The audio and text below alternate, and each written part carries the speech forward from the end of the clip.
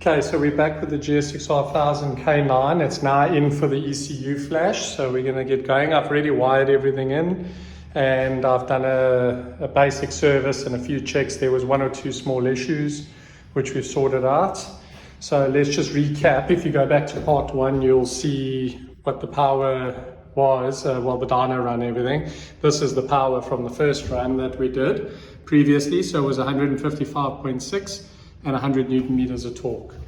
So that's basically where we're at. So I'm not going to bother with doing another pre-run because we've already done quite a bit of disconnecting and things like that. There's FR lights on and all sorts.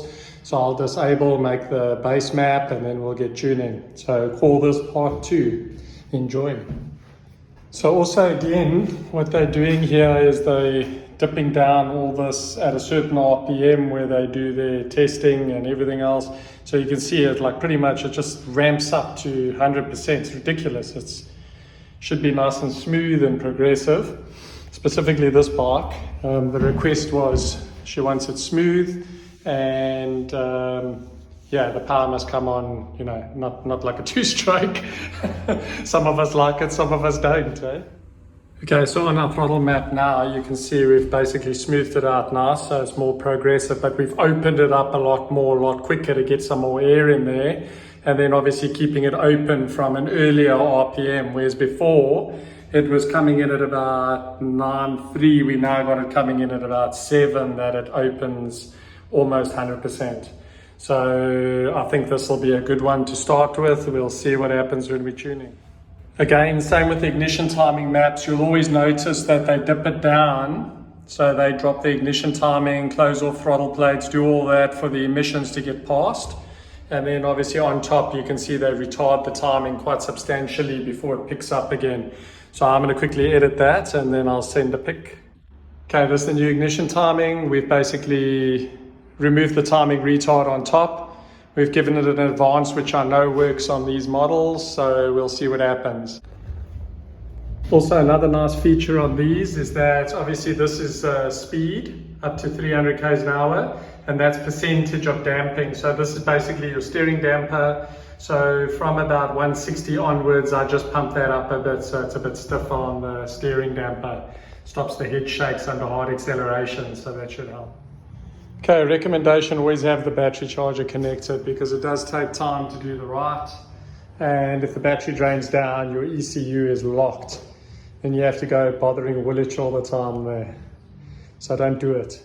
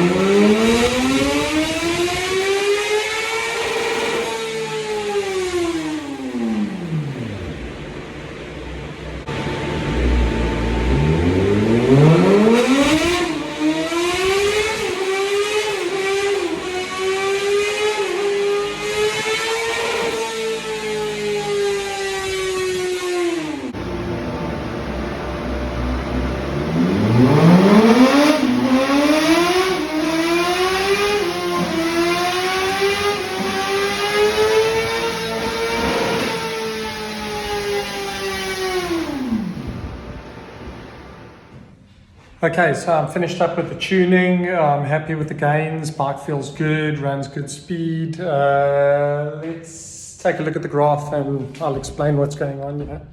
Okay, so this is the after results. Basically, the bike came in. We did the pre-run was 155.6 and 100 Newton meters. We've gone up now to 161 and 105 Newton meters. So we've gained power and torque throughout the rev range. We've raised the limiter. She's super smooth. Obviously I try to make it as progressive as I could. So yeah, I'm pretty happy. The fueling's nice and straight. You can see that blue line there. It pretty much runs nice and straight there. So yeah, pretty sure she'll be happy.